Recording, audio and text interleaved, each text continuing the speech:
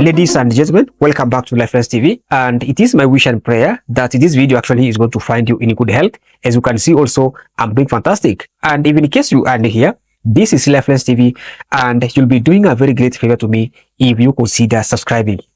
Thank you. Now guys, today let's talk about the push by President William Ruto for Raila Odinga to become the next chairperson of the African Union Commission. Now, this might sound actually a bit confusing or surprising to many given the fact for their past rivalry.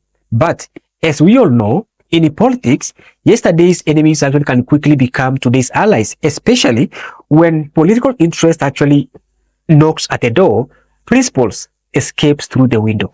Now, first off, let us set the stage here.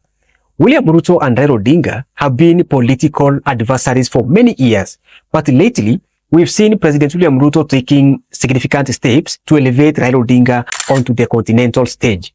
And a few months ago, we saw them actually making a joint appearance in Uganda where they met with the President Museveni, a move that many saw as a campaign strategy for Raila Odinga's bid. And today, on August 27th, President William Ruto is expected to officially endorse Raila Odinga as Kenya's candidate for the AUC, with several other head of states actually are expected to be present. And quickly, those images actually are live images of Raila Odinga's motorcade making its way to State House. And on the other hand, we see the live images also coming from the arrival of President of Tanzania, Samia Suluhu Hassan, and also other head of states are expected to be arriving shortly. But guys, the question that has been on everyone's mind, and I'm very sure you've also pondered over this question: why will William Ruto, after all these years of rivalry, suddenly push Raila Odinga for such a significant role? Is it out of goodwill, or is there more at play? This move, ladies and gentlemen, is a masterclass in political strategy according to me. By supporting Raila Odinga for the AUC chair, William Ruto might be killing several birds with one stone. Firstly, it is a way to get a significant political force out of the domestic scene. Let's be honest here. If Raila Odinga is busy in Addis Ababa, he is less likely to be a thorn in William Ruto's side back here in Kenya. And remember, Raila Odinga is the man who has given the past president a run for their money: 2007, 2013, 2017, and 2022. With Raila Odinga out of Kenyan politics, William Ruto actually is going to breathe in a fresh air. Now, let's talk about what exactly Ruto stands to gain. With Raila Odinga at the helm of the AUC, Kenya's influence on the African continent could skyrocket. And who will be credited for that? Of course, President William Samoei Ruto. And by the way, this could elevate Ruto's stature not just within Kenya, but across Africa and beyond. But we also have to consider Raila Odinga's own ambition, because this is not just about William Ruto pushing Raila Odinga. Raila Odinga himself has shown a keen interest in the AUC role. He has been endorsed by multiple countries, including Uganda, Rwanda, and South Africa, plus others.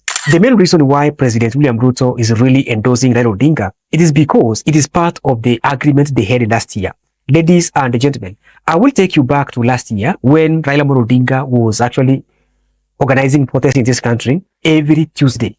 And sometimes one Raila Odinga could go ahead and organize Tuesday, Thursday protest. Can you imagine? The Republic of Kenya, my friends, it became almost impossible to be governed. And it is my opinion that no single president in this world could be able to govern Kenya with the kind of protest Raila Odinga actually was organizing in this country. You could see William Ruto, sometimes he could escape to US and leaves this country in the hands of Rigathi Gachagua in the name of state visit. Guys, it was very tough. Now, it came a time when actually Rigathi Gachagua could wake up very early in the morning, exactly at 4 a.m. in the morning. He was already in his office making calls to police bosses on how to deal with the demonstrations. That's how tough it was. Now, as a result of those protests, it came a time.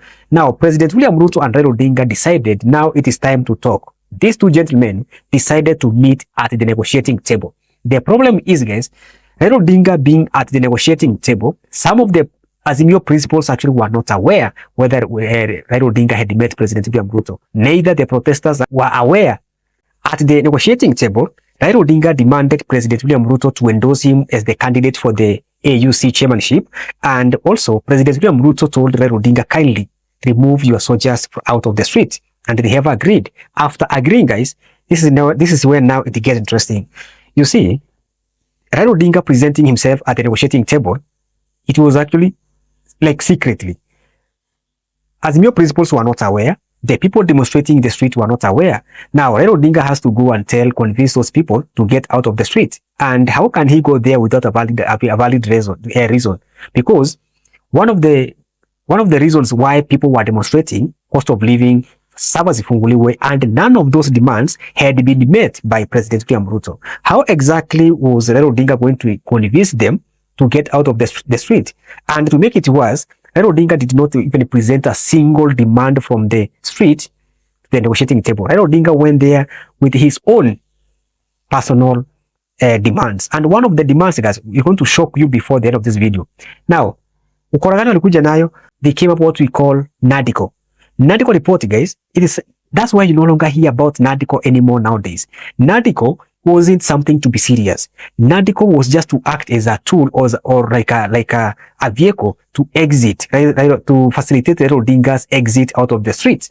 That's the reason why you no longer hear NADCO report. NADCO report actually, its work has been done to remove Raila Odinga out of the streets. Raila Odinga had to hide behind NADCO and he exited the street. Not because of the NADCO report. It's because Raila Odinga had already made or sealed the deal with President William Ruto earlier before even NADCO report. A few weeks later, after Raila Odinga had called off protest, guys, we saw some signs of friendship starting showing up between Raila Odinga and President William Ruto. William Ruto started going to Nyanza freely, calling Raila Odinga my big brother. Raila Odinga went ahead instructed all the Nyanza leaders to be welcoming with President William Ruto. Few days later, we saw them jointly appearing in Uganda. They met President Museveni, and in what actually many people saw, as I said earlier, as a campaign for Raila Odinga's bid. That's why I'm saying, for William Ruto to endorse Raila Odinga vigorously, it is because it is part of the agreement they had last year for Raila Odinga to call off protest. Fast forward to this year, guys, we saw 4 gentlemen from ODM joining William Ruto's administration. I'm talking about Ali Hassan Joho, Wycliffe Oparanya, John Mbadi, and Opiyo Wandayi. Now, my friends, many people actually think that for these 4 gentlemen actually to join William Ruto's administration, it is because of Gen Z. Gen Z crew has got nothing whatsoever to do with these 4 gentlemen actually joining the government. Maybe let me point out where the Gen Z actually, they played part of acting as catalyst. This is something that was not supposed to happen now. But because of Gen Z pressure, William Ruto actually acted on it immediately and fired all his ministers. For Ruto to fire all his ministers, guys, it has got nothing whatsoever to do with the Gen Z. This is something that was to happen either. But William Ruto went ahead and fired all his ministers. If actually it was Gen Z pressure that made William Ruto to fire all his ministers, then why will he go ahead and reinstate almost 3/4 of them? Think about it. My name is Peter Tosh Williams. I'll see you guys in the next video, inshallah. Always remember that tomorrow is a brand new day. Goodbye, and may God Almighty be with you.